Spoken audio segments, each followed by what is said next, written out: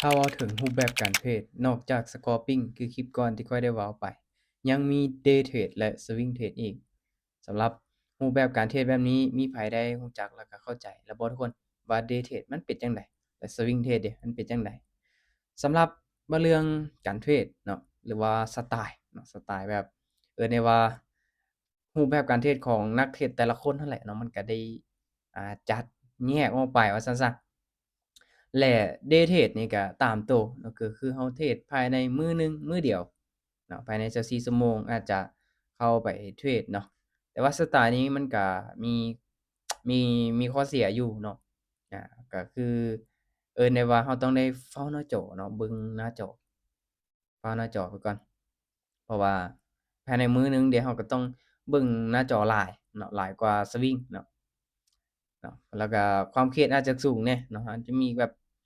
อาศัยแบบสมองหลายเนาะอาจจะเกิดความเครียดก็เป็นไปได้เนาะแล้วก็ตลาดก็แน่นอนเนาะในมื้อหนึ่งก็อาจจะมีความผันผวนหรือว่าสวิงแรงกว่าเนาะและสวิงเทรดดิงนี่อันนี้นี่ได้ว่าถือเป็นระยะยาวเนาะใช้เวลาถึงกว่าDay Trade เนาะคือเราเข้าออร์เดอร์ไปเราอาจจะถือออร์เดอร์เป็น2-3มื้อขึ้นไปหรือว่าอาทิตย์หนึ่ง2-3อาทิตย์เนาะ สำหรับ Swing Trade ก็เป็นอีกรูปแบบหรือว่าสไตล์เทรดอีกรูปแบบหนึ่งเนาะคือเราอาจจะมีเวียกประจำเนาะเราอ่าไปเฮ็ดเวียกแหน่เนาะอาทิตย์หนึ่งก็อย่างน้อยก็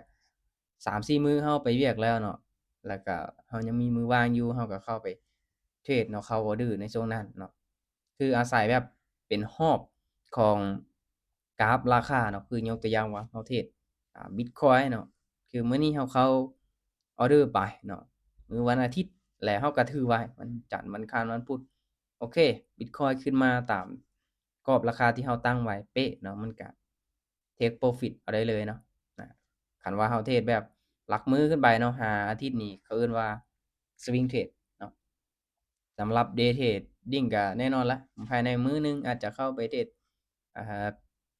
ภายในเสี้ยววินาทีบ่หรือว่าภายใน1หรือว่า2ชั่วโมงเนาะอันนี้นี่เขาเอิ้นว่าเป็น Day Trading ทุกคนเนาะก็สำหรับสไตล์การเทรดก็คือว่าเนาะหลายๆคนก็มีเวลาว่างบ่คือกันเนาะหาตัวใดที่มันตอบโจทย์กับตนเองเนาะและรูปแบบการเทรดคือกันเนาะบ่ว่าจะเป็นการเทรดสปอตเทรดฟิวเจอร์เทรด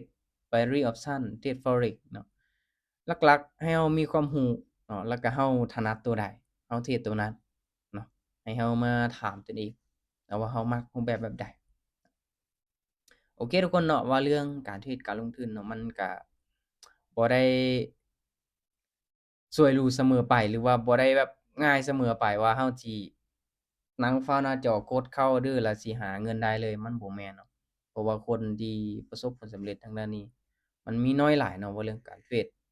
ถ้างั้นเด้อไผที่อยากศึกษาอยากเรียนรู้ทางด้านนี้ข้อยแนะนำเนาะต้องอย่างน้อยให้ศึกษาไปจัก2-3เดือนซะ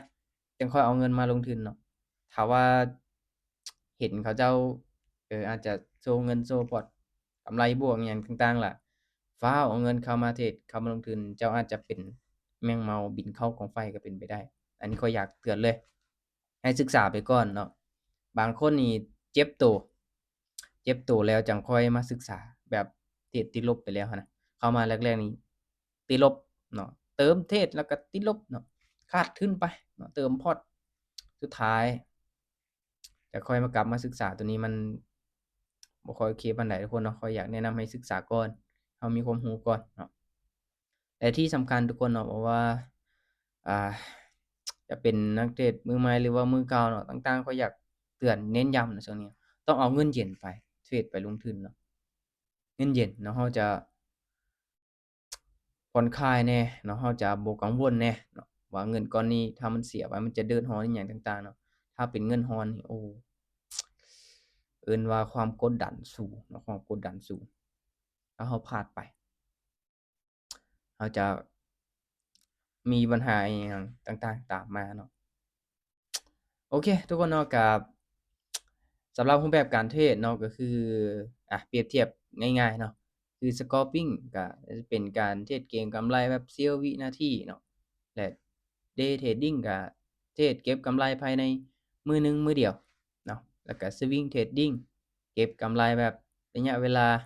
หลักมื้อขึ้นไปเนาะ2-3มื้อ4-5มื้อเป็นอาทิตย์เนาะอันนี้เขาเอิ้นว่ารูปแบบการเทรดแบบตามระยะเวลาเนาะถ้าว่าไผที่เทรดในสไตล์รูปแบบใดทุกคนเนาะก็ลองคอมเมนต์กันมาเบิ่งเนาะโอเคย้ำว่าทุกๆการลงทุนมีความเสี่ยงทุกคนเนาะสำหรับทุกคลิปที่ข้อยได้เฮ็ดลงไปบ่ได้เป็นการแนะนำหรือว่าชักชวนให้ทุกคนเข้ามาเทรดเข้ามาลงทุนตามแต่อย่างใดเนาะเป็นเพียงการแชร์แบ่งปันความรู้สำหรับคนที่สนใจหรือว่าคนที่กำลังลงทุนทางด้านนี้เด้อทุกคนเด้อโอเคกดติดตามไว้แล้วเรามาเจอกันใหม่ในคลิปต่อไปทุกคน